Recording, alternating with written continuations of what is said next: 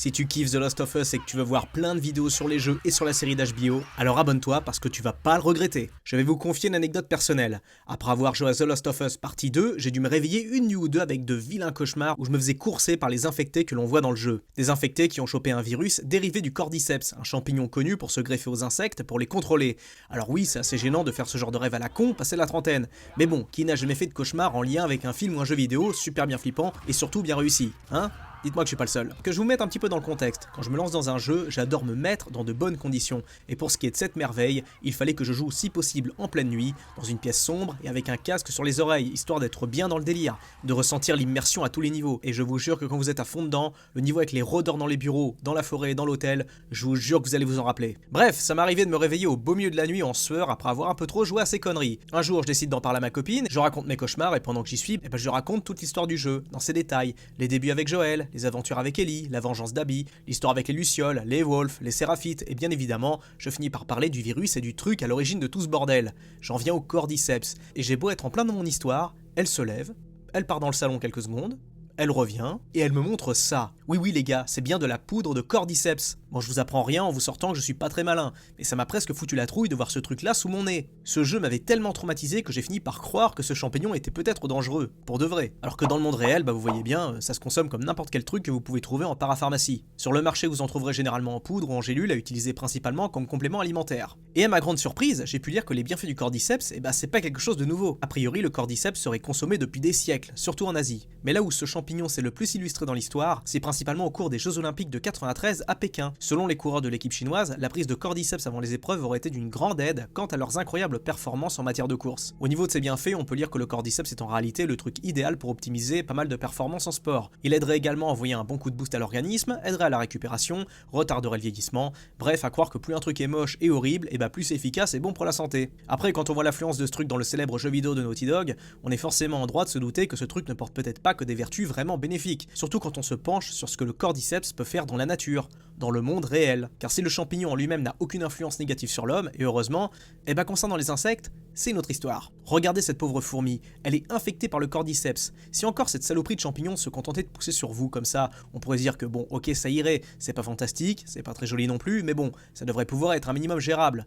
Pas du tout en fait, parce que c'est bien plus inquiétant que ça. Ce pauvre insecte là que vous voyez, il est devenu l'esclave du cordyceps. L'insecte ne contrôle plus rien, c'est le champignon qui décide où l'insecte doit se déplacer, ce qu'il doit faire, ce qu'il doit bouffer, et j'en passe. Le cordyceps contrôle aussi bien son esprit que ses membres, et ça, jusqu'à ce que mort s'en suive. Et encore, ça c'est rien, j'ai lu qu'il existait une autre race de champignons capable de contrôler le corps d'un insecte, même si ce dernier est mort depuis un moment.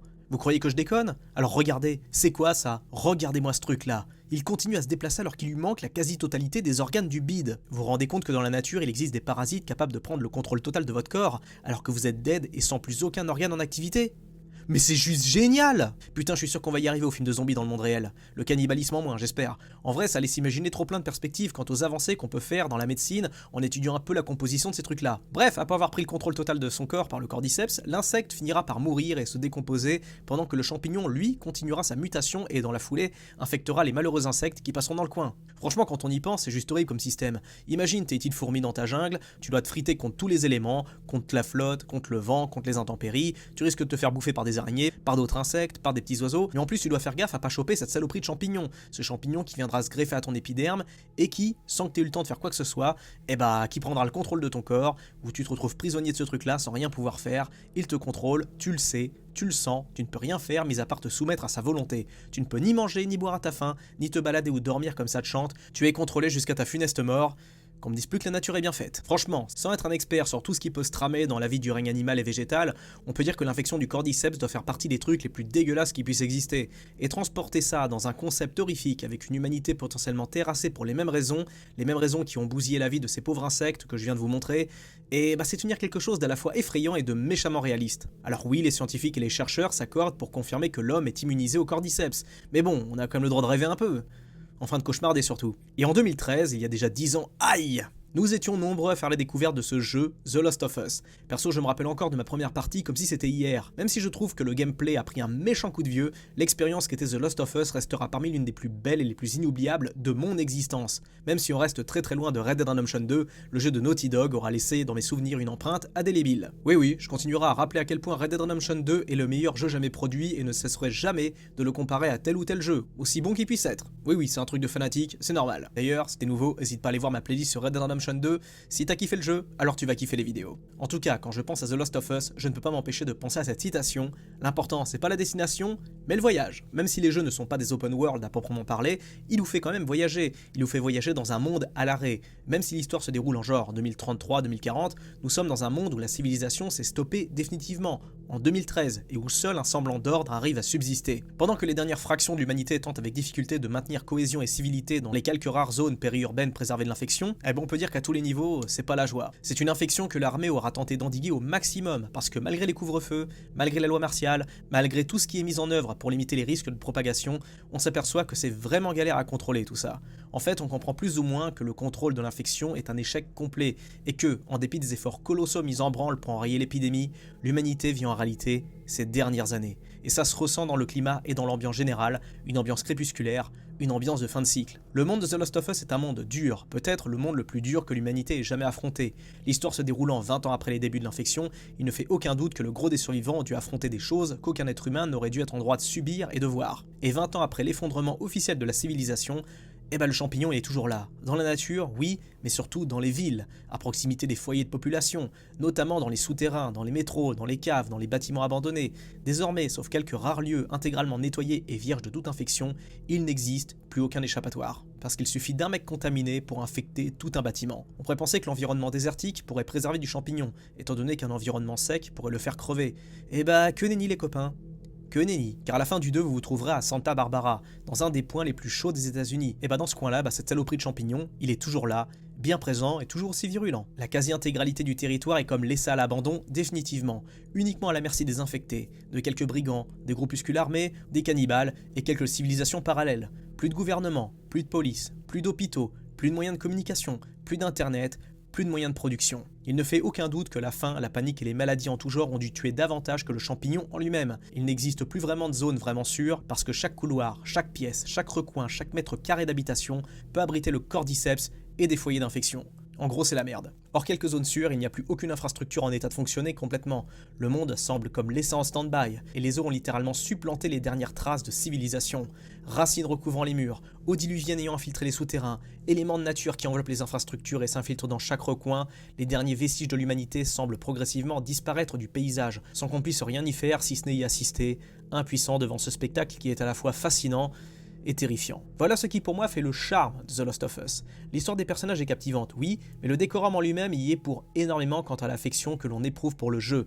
Et même si on a cette forme de tendresse pour lui, notamment par rapport à l'histoire entre Joel, Ellie, tout ça, je pense pas me gourer en affirmant qu'on est assez nombreux à éprouver une sorte de fascination tordue pour ceux sans qui The Last of Us ne serait pas The Last of Us, c'est les infectés du cordyceps. Donc on va analyser ensemble les particularités des stades d'évolution du virus, un peu en mode mise à jour avant la série qui va déferler sur le petit écran. Dans la fiction, parmi tout ce qui peut concerner les zombies à la The Walking Dead ou les contaminés à la 28 jours plus tard, on se doit de constater que le cordyceps est peut-être l'une des formes d'infection les plus originales, parce qu'elle ne se contente pas de rester à un seul et même stade. Bien au contraire. L'infection ne va faire qu'évoluer dans le temps, en pire, en plus gros, en plus dégueulasse, en plus infect, une évolution qu'on va étudier en détail. Et avant de parler des stades de l'infection en elle-même, il est bon de rappeler l'origine du virus en lui-même. Un virus dont finalement, on sait malheureusement assez peu de choses, et où les informations restent assez vagues. Le champignon cordyceps tiendrait son origine dans les cultures agricoles. Si vous vous rappelez du prologue, le générique en noir et blanc avec le champignon qui progresse là, la voix off ferait écho de plusieurs revues et de journaux qui appuieraient cette affirmation. La Food and Drug Administration, mettant en garde à propos de cultures importées d'Amérique du Sud, puis étendant cette mise en garde à celles provenant d'Amérique centrale et du Mexique. Le champignon affecte le cerveau humain, provoquant une croissance de mycélium dans le tissu du cerveau, bousillant les cellules cérébrales. Cela efface la mémoire et tend à éliminer toute trace d'humanité un peu évoluée, laissant uniquement les instincts les plus primaires. Les infectés ne suivent plus aucun but à part celui de propager des spores et mettre le champignon en sécurité. Il peut arriver que l'infection finisse par tuer l'hôte. On peut supposer d'ailleurs que les nombreux cadavres d'infectés que l'on peut croiser au cours du jeu sont morts à cause de maladies attrapées en parallèle, à cause d'une croissance trop importante du champignon, ce qui aurait pour conséquence de fracasser le crâne et endommager le cerveau. Si le corps et le cerveau du porteur peut mourir, le champignon lui continuera de son côté à croître dans la tête de l'infecté, continuant ainsi à diffuser des spores, notamment s'il se trouve dans un environnement confiné et à l'abri d'une lumière trop importante. Premier stade de l'infection, les coureurs. Il y a globalement deux façons de se faire contaminer par le cordyceps. Par morsure, via un infecté ou en inhalant des spores, d'où la nécessité de toujours sortir avec un masque à gaz. Ça dépend en général de où est située la morsure, mais la période d'incubation est finalement assez rapide. En à peine 1 heure, vous devriez voir les premiers effets du champignon autour de la morsure. Et pour ce qui est de la transformation finale, elle peut agir en quelques heures. Quand on parle d'infection d'ailleurs, il faut savoir qu'on parle pas d'un simple virus de zombie, où une fois infecté, vous mourrez d'abord, et après une courte période, votre corps revient à une forme de vie uniquement guidée par le désir de vous dévorer. De même que le cerveau n'est pas le seul point faible de votre organisme. Si un infecté prend une balle dans le cœur ou se fait couper en deux, eh bien il mourra. Pourtant, malgré tout, c'est vraiment une catastrophe, parce que le cordyceps est un champignon, oui,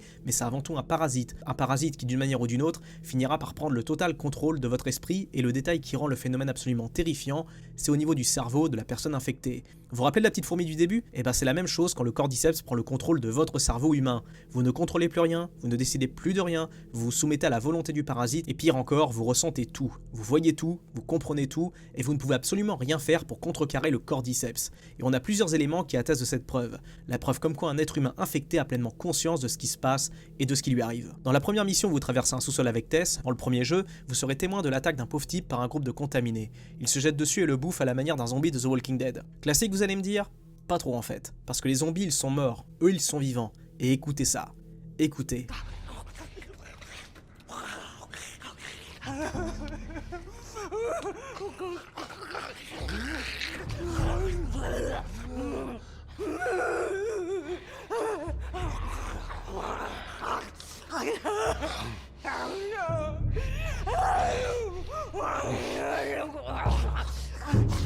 Oui, cette femme récemment infectée est en train de pleurer. Elle est la témoin directe de ce que le champignon lui dicte de faire, à savoir bouffer les tripes d'un mec qui était encore en vie il y a même pas quelques secondes. Essayez de vous mettre dans son esprit, imaginez la terreur et l'horreur que ça doit représenter. Vous voyez votre corps changer, vous êtes guidé uniquement par les désirs d'un parasite qui ne cherche qu'à détruire et bouffer tout ce qui a le sang chaud. Vous ne vous êtes jamais demandé pourquoi le visage des infectés est-il aussi marqué et couvert de stigmates? Eh bien parce que ces gens souffrent, ces gens sont dévastés et témoins de ce qu'ils deviennent. Ils ne contrôlent plus rien et doivent faire ce que le champignon leur dit de faire. C'est juste horrifiant. On peut aussi supposer que les infectés ne dorment pas, ou très peu, et que le champignon leur inflige un régime de vie juste cauchemardesque. Quand vous observez les infectés en train de se déplacer, vous devrez remarquer certains détails. La posture notamment, faute de vêtements chauds, on peut imaginer que ces gens-là sont en train de se les geler, sans pour autant pouvoir se couvrir par l'absence de logique élémentaire. L'homme ou la femme infectée restera tel quel au moment où elle se retrouve contaminée. On peut aussi imaginer que les gens sont atteints par diverses maladies, avec des mal de ventre et des mal de crâne principalement, sans parler de douleurs musculaires et articulaires, à force d'être constamment sollicités. Quand vous repérez des gens fraîchement infectés, vous les entendrez geindre et vous les verrez se tenir la tête, comme s'ils cherchaient à combattre le champignon à l'intérieur de leur crâne, comme s'ils luttaient de toute leur force pour conserver les quelques bribes de souvenirs de leur vie passée avant qu'ils ne soient définitivement effacés de leur mémoire pour toujours. En cherchant un petit peu dans le deuxième jeu, vous pourrez trouver une preuve dans le terrifiant niveau de l'hôpital. Pour moi, ce niveau synthétise le principe même de cauchemar. Ce niveau de l'hôpital de Seattle est juste terrifiant. Imaginez ce niveau, ce sous-sol a été abandonné de toute présence humaine et a été plongé dans les ténèbres depuis plus de 25 ans. On peut supposer qu'il y a eu des moments de panique et de violence extrême à cet endroit, des lieux qui ont été les premiers méchamment touchés par le tout début de l'infection, au moment où personne ne comprenait ce à quoi on avait affaire et où tous les gens contaminés étaient envoyés en même temps. Dans ces couloirs abandonnés aux ténèbres, vous trouverez des cadavres recouverts par des excroissances de champignons juste immenses sur la dépouille d'un de ces cadavres. Vous trouverez également cette note, une note qui vous glacera le sang.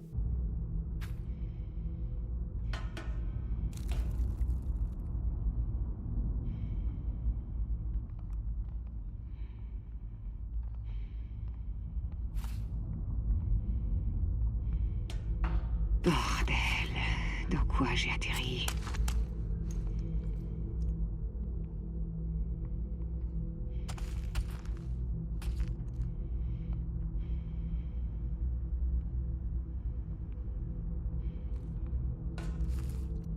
On comprend que le cordyceps n'est pas une simple infection qui se contente de vous tuer pour vous ressusciter ensuite. Il vous prend votre cerveau en otage et vous garde vivant le plus longtemps possible. D'après la note, on comprend que l'infection entraînerait une déshydratation avancée, un sentiment de faim sans limite et un mal de crâne juste délirant. En d'autres termes, vous êtes plongé dans un état de souffrance absolue. Une fois complètement contrôlé par le champignon, l'infecté entrera dans une spirale de violence sans limite et sera poussé à frapper, manger et indirectement faire perdurer le champignon à travers d'autres organismes, et avec la virulence et la fureur des contaminés 28 jours plus tard. On ignore combien de temps un individu reste contaminé au simple stade de coureur, mais on peut supposer qu'il reste dans cet état-là pendant plusieurs mois, le temps que le champignon ne fasse muter ses excroissances. Ça doit également dépendre du niveau d'humidité, de la chaleur et des scénaristes. Car si au début de l'infection les coureurs paraissent presque normaux, c'est à partir du deuxième stade où les humains infectés perdent toute notion d'humanité en eux justement, c'est au deuxième stade lorsqu'ils se transforment en rôdeurs.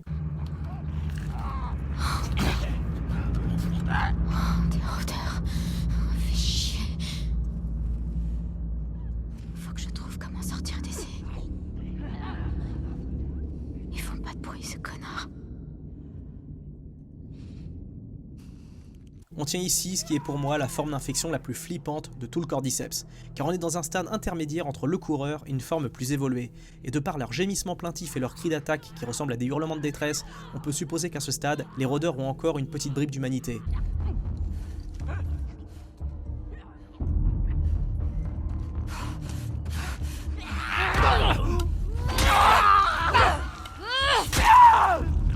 Pour autant, leur évolution les a rendus encore plus dangereux que les coureurs. Si les coureurs passeront le gros de leur temps à errer et chercher un abri pour laisser le champignon se développer davantage, les rôdeurs, eux, sont généralement trouvables dans les zones qu'ils auront colonisées depuis un moment. Là où ils se planquent, ce sont les coins où vous aurez de très grandes chances d'y passer si vous faites pas ultra gaffe. Vous passez à proximité d'une cave humide, d'un sous-sol, d'un tunnel, d'un souterrain, d'une bouche de métro, ou des bureaux, des couloirs et des pièces à l'abri de la lumière, alors il y a de fortes chances pour que vous tombiez nez à nez avec ces créatures. Enfin, il y a plutôt de fortes chances pour que ce soit plutôt elles qui vous tombent dessus, vu qu'elles ont la capacité de contrôler leurs pulsions. Si un coureur vous voit, il n'hésitera pas à vous foncer dessus pour vous massacrer. Le rôdeur, lui, il va juste attendre gentiment que vous passiez à portée de ses bras pour vous pulvériser, vous ouvrir la cage thoracique et vous bouffer. Il va se planquer derrière un pylône, derrière un bureau ou une surface qui le cache bien, attendra que vous vous pointiez et quand ça arrive, ça sera terminé pour vous.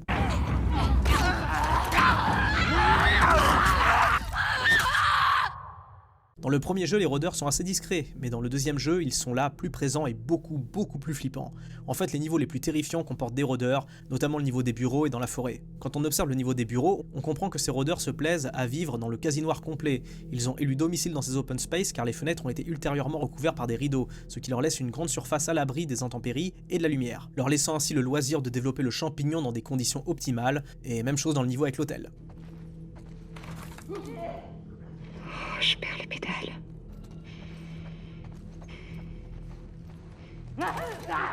Putain, ça craint. Plus curieux, il y a un niveau où ces trucs se planquent, dans une forêt. Difficile d'imaginer que ces bestioles puissent zoner dans un territoire aussi hostile au développement des champignons, mais on peut aisément supposer qu'à proximité de cette forêt se trouve un parking, un bâtiment abandonné, ou un complexe urbain où doivent se planquer des centaines et des centaines de rôdeurs. Des rôdeurs qui attendent la nuit tombée pour sortir chercher des trucs à bouffer. Les rôdeurs ont une forme cauchemardesque, le champignon a littéralement poussé à travers leur gueule, laissant l'excroissance du cordyceps leur traverser le crâne, au point de leur laisser qu'un seul œil en état de fonctionner. Ils se déplacent généralement à quatre pattes et sur leurs deux jambes, en étant bien penchés en avant. Suffisamment malins pour fuir le combat quand c'est trop compliqué pour eux, les rôdeurs peuvent attaquer en meute et profiteront de leur nombre pour vous sauter dessus et vous massacrer. À moins d'y aller avec masse de cartouches et un lance-flamme, je vous déconseille d'y aller frontalement avec ces saloperies. Autre détail intéressant, le rôdeur a la capacité d'entrer dans une sorte d'hibernation quasi infinie. Ce sont les seuls infectés à être capables de se greffer à un mur de cordyceps et de rester en symbiose avec le champignon. Vous pensez longer un simple mur couvert d'excroissance? Pas de bol, simplement passer devant lui suffira pour le sortir de sa léthargie et avec une énergie malveillante, il n'aura aucun mal à vous mordre et vous dévorer. Cette capacité qu'ont les rôdeurs à entrer dans une sorte d'hibernation est assez curieux, d'autant plus que leur évolution semble être stoppée durant leur sommeil. Quand vous êtes dans le niveau de l'hôpital, vous serez amené à croiser quelques rôdeurs enveloppés dans leurs champignons. Même si ça fait plus de 2 décennies qu'ils sont là-dedans, ils n'ont pas pour autant achevé leur cycle de transformation. Un phénomène curieux qui va nous amener au troisième stade, les claqueurs. Les claqueurs sont en quelque sorte la créature emblématique de The Last of Us. Évolution du rôdeur, le claqueur est aussi immonde que dangereux. Rendu aveugle à cause de l'excroissance du champignon qui lui a fait péter l'avant du crâne, il n'en reste pas moins très sensible au bruit et se sert d'une sorte d'écolocalisation pour vous choper, comme les chauves-souris. Même aveugle, il peut très bien vous repérer si vous vous plantez droit devant lui, et si jamais ça arrive, jouez pas au héros, courez vite et loin. Dans le jeu, il est quasi impossible de pouvoir prendre un claqueur par surprise, en mode clé de bras. En effet, ces enfoirés sont de vraies boules de nerfs. Le moindre mouvement les fait entrer dans une réaction de rage quasi incontrôlable. Et on peut dire qu'à de quoi. Regardez-moi cette horreur. Dites-vous que ça, c'est un être humain avant. Regardez comment le champignon a littéralement recouvert l'épiderme avec ses grosses plaques complètement infectes. Il ne fait aucun doute que pour en arriver à ce stade, il aura fallu des années à végéter dans un territoire sombre et humide. Et de par le timing de cette forme et de par l'état du cerveau de la bestiole, de par le fait également que contrairement aux coureurs et aux rôdeurs, le claqueur ne pleure pas et ne pousse pas de cris plaintifs, je suppose que l'être humain derrière le claqueur est définitivement mort, humainement parlant. On peut supposer que les claqueurs sont des créatures quasi autosuffisantes, car elles n'ont pas l'air d'avoir besoin de se nourrir de façon classique pour survivre. Et j'en veux pour preuve ce niveau dans l'hôpital, où des claqueurs sont restés enfermés, isolés de tout pendant près de 25 ans. Comment ont-ils fait pour survivre tout ce temps? Comment ils ont pu tenir sans bouffer? Se poser cette question, c'est remettre en cause tout le mode de fonctionnement du cordyceps, et ça le rend d'autant plus terrifiant. Ça voudrait dire que ce truc est immortel et increvable? On peut imaginer que le champignon sécrète naturellement des excroissances au sein de l'organisme, des excroissances qui sont directement consommées par l'infecté et qui lui suffisent pour subsister. Franchement, c'est possible, en mode cycle de vie infini quoi, où la créature s'adapte à chaque environnement. Il vous manque de la viande? Pas grave, le champignon va pousser et produire ce qu'il faut pour nourrir l'organisme. On peut supposer une idée comme ça, et cette idée tient la route car le gros des claqueurs que l'on croisera dans le jeu auront pris la place dans des endroits abandonnés depuis des années, sans croiser qui que ce soit. Ce qui laisse donc supposer que ces créatures sont tout simplement immortelles, et que venir à bout de l'infection est quasi impossible mathématiquement parlant. Ça vient à vous mettre un gros coup de pression, n'est-ce pas? C'est normal, c'est terrifiant. Et contrairement à ce qu'on peut imaginer, bon bah là c'est ma théorie personnelle je précise, pour moi, il n'y a pas d'autre stade d'évolution après le claqueur. Au cours des jeux, on sera amené à croiser d'autres formes d'infectés qui paraissent comme être une évolution du claqueur. Les puants et les colosses. Et bien qu'ils soient plus rares, les colosses représentent ce qu'il se fait de plus dangereux dans l'univers de The Last of Us. Contrairement au claqueur, cette horreur peut vous cramer assez facilement. Vous vous pointez dans son champ de vision et c'est fini. Il vous repère et va essayer de vous déchiqueter. Première chose qu'on remarque chez eux, c'est leur taille. Ils sont monstrueux et il ne fait aucun doute qu'ils ont mis un moment pour atteindre un niveau d'évolution pareil. C'est comme des claqueurs mais en plus grand et plus blindé. Pour autant, contrairement à ce qui est sous-entendu par Joël, je ne pense pas qu'il soit possible pour un être humain normal de se transformer en colosse, même en restant coincé pendant 20 ans dans un endroit sombre et propice au développement.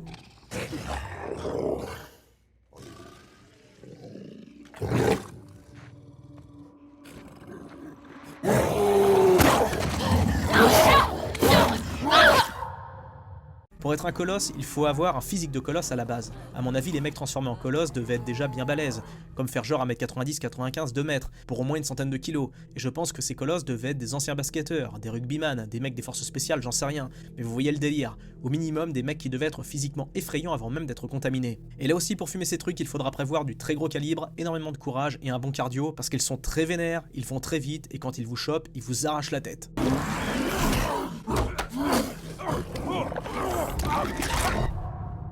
Autre stade d'évolution, les puants. Les puants sont pour moi une sorte de coureur qui aurait muté vers un stade intermédiaire. Contrairement au rôdeur, on peut constater qu'il a ses deux yeux. Il n'a pas d'excroissance de champignons qui a poussé à travers sa gueule, par contre il est recouvert de pustules absolument immondes, des pustules toxiques qui vont vous dissoudre la tronche si jamais il vous approche de trop près. On peut constater que c'est la seule forme d'évolution du cordyceps à ne pas pouvoir utiliser sa bouche. Les champignons ont tellement pris le dessus sur son système, dans une forme complètement anarchique, qu'il est incapable de se servir de sa mâchoire pour bouffer. Regardez-le, elle est littéralement ravagée. Tout ce qui lui est possible de faire, c'est de cogner et de vaporiser des spores qui agiront comme une sorte d'acide. De toutes les formes évoluées d'infectés, je pense que les puants sont pleinement conscients de ce qui se passe, qu'ils étaient des êtres humains et qu'ils sont encore en vie. On notera qu'au niveau de la taille, c'était un modèle intermédiaire entre le claqueur et le colosse. On peut imaginer que la personne derrière devait être du genre obèse ou un peu endomorphe. Certaines rumeurs affirment que le puant ne peut exister que dans des environnements humides, comme celui de Seattle, et ça se tient. Il ne fait d'ailleurs aucun doute que les villes côtières et les zones pluvieuses du nord doivent être remplies de puants.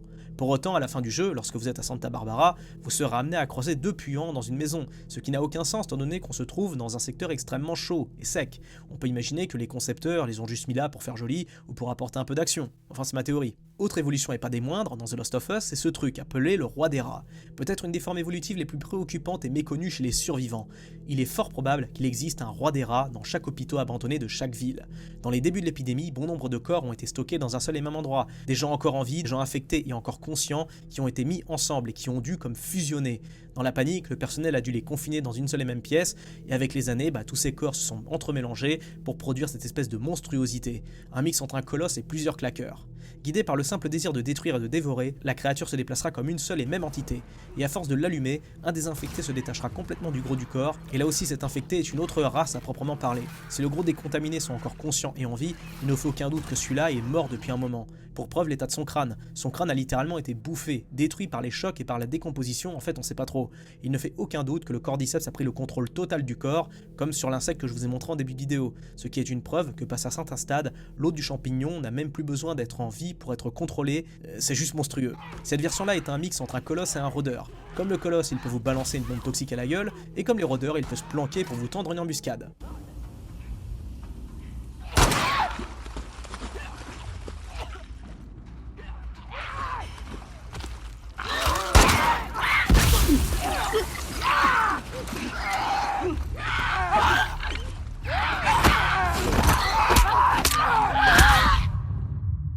Essayez d'imaginer que dans chaque sous-sol d'hôpital doit abriter une monstruosité du niveau de ces créatures. Des monstruosités que nous découvrirons, j'espère, dans le prochain The Last of Us. Déjà en développement?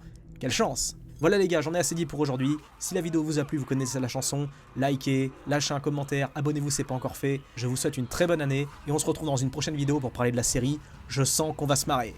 Ciao ciao!